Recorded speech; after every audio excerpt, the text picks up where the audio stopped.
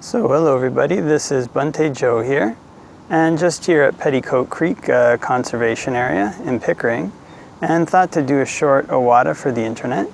So I thought that could maybe start with a little bit of meditation. So can arch the spine, lean forward, and look about 3 feet in front, and close our eyes. And can focus in on the breath. Can know when it's coming in, and know when it's going out.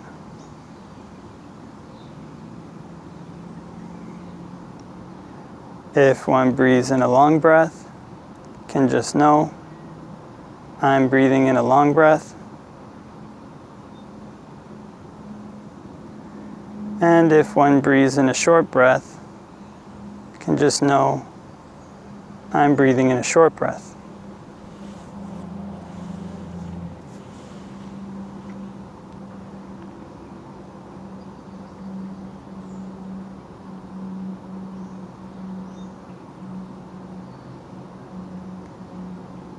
And can focus in on the breath at the tip of the nose. And if notice any patterns of tension or tightness around the nose, around the eyes, around the mouth, can just let those relax.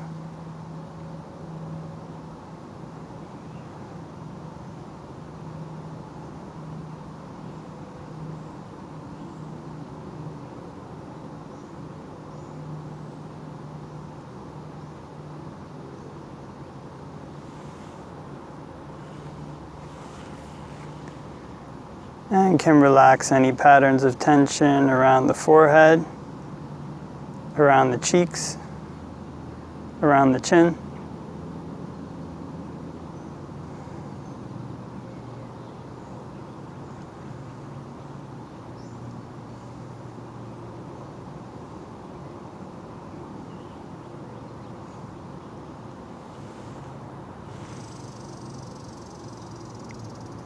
And can practice breathing in and out from this area at the tip of the nose. And when breathing in and out from the tip of the nose, it can be helpful to try to change one's perception of the breath so that it's not just air that one is pulling in and out of the lungs, but it's a kind of energy that's all around and coursing through one's body. And it's possible to pull it into and out of any part of the body one might like.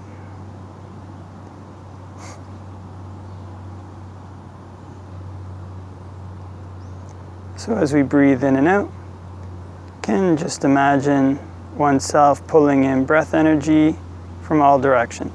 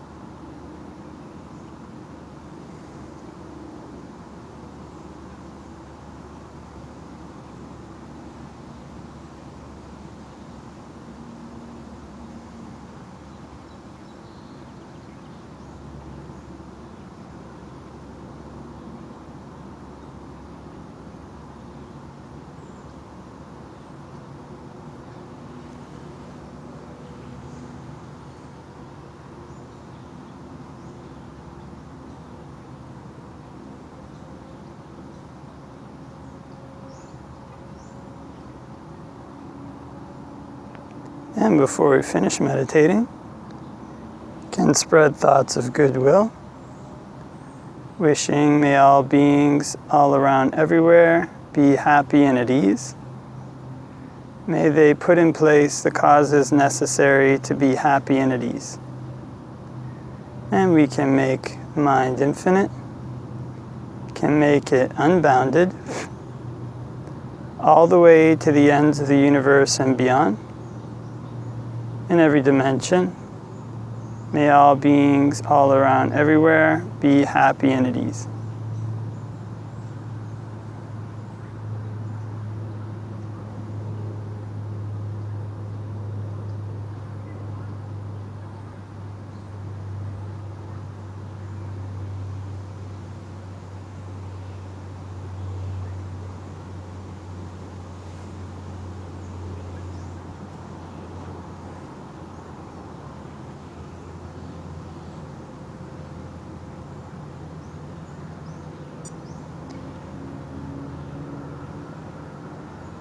And can open our eyes and do a short reflection on the Dhamma. Namo tassa bhagavato arahato samma sambuddhassa. Namo tassa bhagavato arahato samma sambuddhassa. Namo tassa bhagavato arahato samma sambuddhassa. Buddhang saranang gacchami, dhammang saranang gacchami, sanghang saranang gacchami. Tatiyampi buddhang saranang gacchami, tatiyampi dhammang saranang gacchami, tatiyampi sanghang saranang gacchami.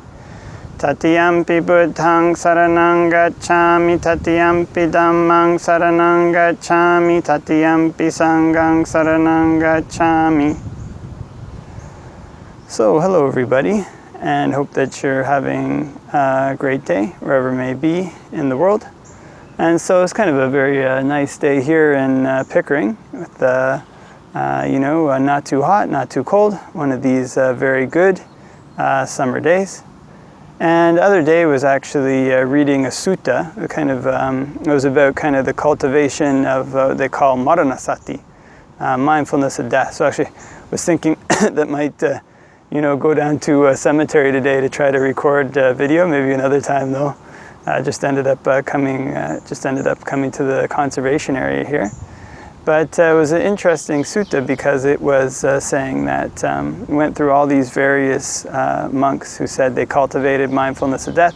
And one monk said, okay, I wish, I can't remember the exact way they said it, but one monk was like, may I live even one day and one night. And, in that way I could do much with my life, could accomplish much in the Buddhist teachings. And another monk said, may I live even, like a half day or, maybe just like a day. Another monk, eventually it got down to, may I live even the amount of time it takes to eat an alms meal. And another monk was, may I live even the amount of time it takes me to chew and consume a single mouthful of food.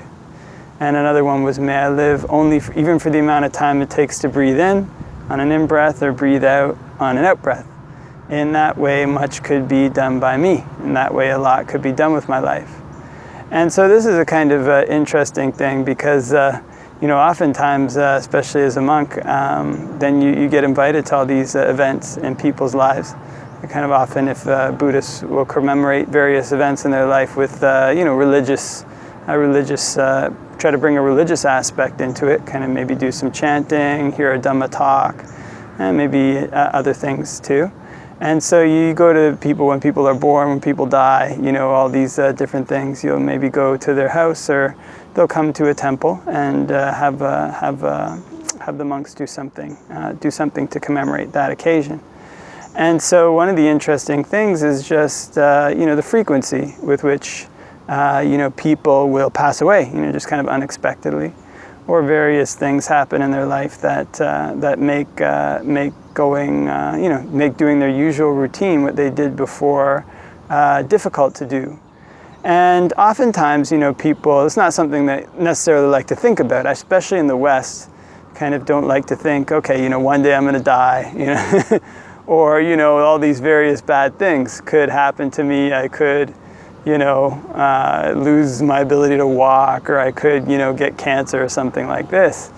And partially one of the reasons for this might be because in the West at the present time, or often there can be this kind of, what was that? Oh, a doggy. Often there can be this kind of view that that this is it, after this life, that's it. So that basically means if it's after this life, that's kind of it, that's all there is to it, then there's not really much point in spending too much time thinking about death. Because when people die, then they're stardust or whatever, and that's it. It's kind of a finale.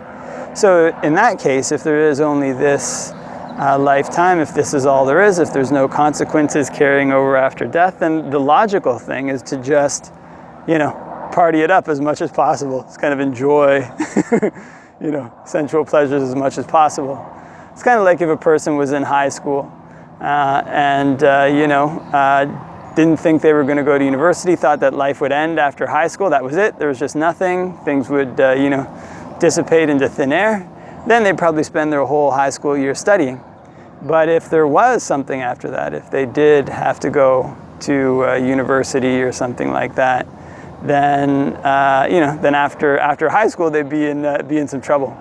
And so this is one of the reasons why in the West people often don't like to think about the possibilities for negative things happening, especially if there's this view that that this is all there is, and that basically what we've got is this lifetime, and once this lifetime's done, then we turn to stardust.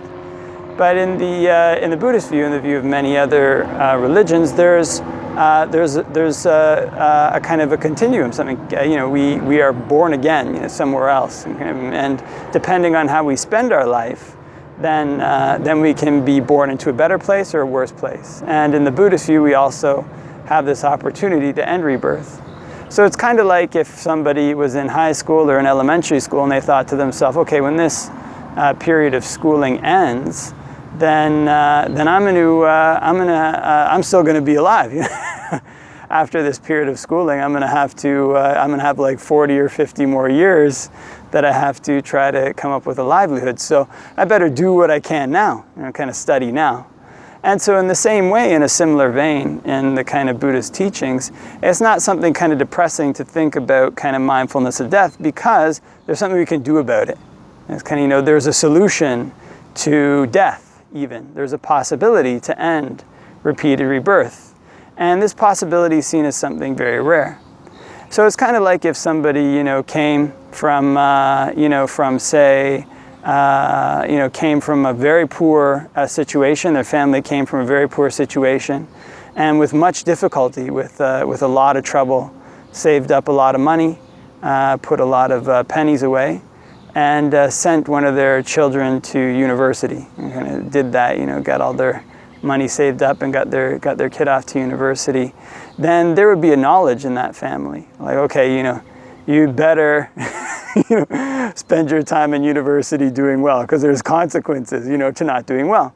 But there's also an opportunity. There's also a kind of a reward to putting forth effort at that time, to being heedful at that time, to doing one's best to gain the knowledge one needs to go to a better place after university is done, or after high school is done, or whatever it is.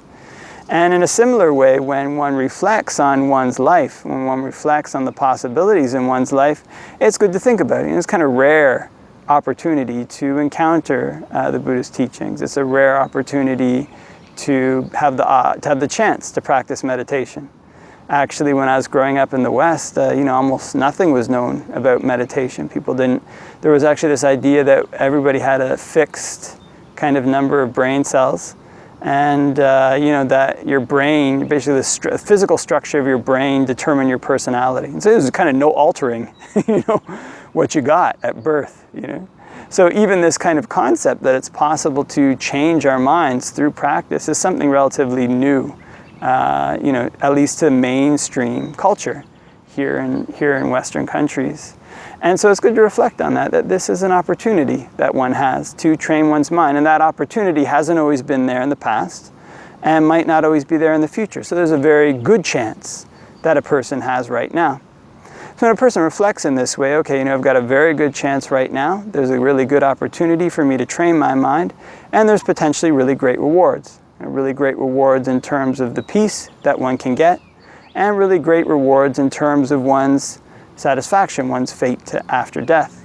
So when one reflects in this way, it's good, then a person can kind of break their time up, kind of a little bit more. It doesn't have to be, okay, I'm going to live to 80 years, plan for my retirement. It's like, what would I do at the end of today?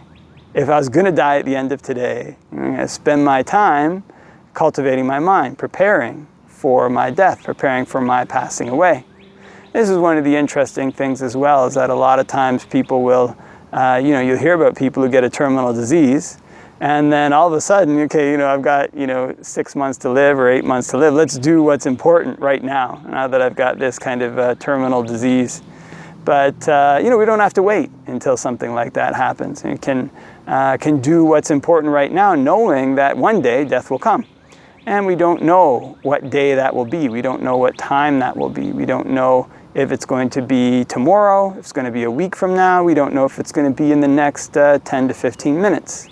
So thinking in this way, one can exert one's mind. One can think, okay, how can I put forth effort right now? Because even with a single in-breath, even with a single out-breath, there's a lot that could be done by me to train my mind. There's a lot of good that I can do. Even the Buddha has this kind of simile where he says, even if a person offered an alms meal to the whole Sangha of monks with the Buddha at its head, in the time of the Buddha, gave a kind of meal to all the monks there, plus the Buddha, then if a person cultivates metta, this kind of attitude of goodwill to all beings, for even a finger snap, then the amount of merit they make is greater than that. And if they contemplate impermanence for even a finger snap, then the amount of merit they make is even greater than if they cultivated loving kindness. So in other words, even with the time it takes to breathe in or breathe out, there's a lot that can be done. There's a lot that can be done to generate goodness in the mind. And to say nothing of somebody who would spend, 20 years doing that. But all of this builds up step by step. It's oftentimes when a person thinks, I've got 20, 30 years, I've got 40 years, that this kind of attitude, well, I can do it a bit later, sets in. Or this attitude, well, I can spread it out, sets in. But when a person thinks to himself, may I just live this long, maybe just another, 30 seconds, maybe just another, 20 seconds, maybe another minute or two, much could be done by me for training my mind, then one's mind gets focused in the present moment. And so the ironic thing about that is that tends to be the kind of attitude that builds the momentum that can carry a person forward for a number of years, that can carry a person forward for 10 years, for 20 years, built up moment by moment. So these are some of the reasons why the Buddha recommends this kind of practice of contemplation of death a lot. Anything could happen, could be today, could be tomorrow, but everybody who's born one day has to pass away. Everybody who's born one day has to die. And so reflecting in this way, it's good to know. It's a benefit to know. It's a kind of blessing to know that there's much that we can do. Much that we can do to prepare for the time of death. Much that we can do to make our mind peaceful in the meantime. Much that we can do to make a refuge for ourselves so that when the time comes, either we pass on to a better state or hopefully we gain the experience of cutting our defilements completely so we don't have to be born at all, which is the whole point of the Buddha's teachings, kind of find an end to the need to be born and die, seek after things and run after things. So having this cultivation of mindfulness of death is what the Buddha calls a perception that when cultivated, its culmination is the deathless, is this perception of death, perception that I could die at any time. So let me put forth effort now to do what I can. Because even for the space it takes to breathe in, an in-breath, breathe out, an out-breath, there's much that could be done by me to train my mind. There's much that could be done by me to find a happiness that doesn't change.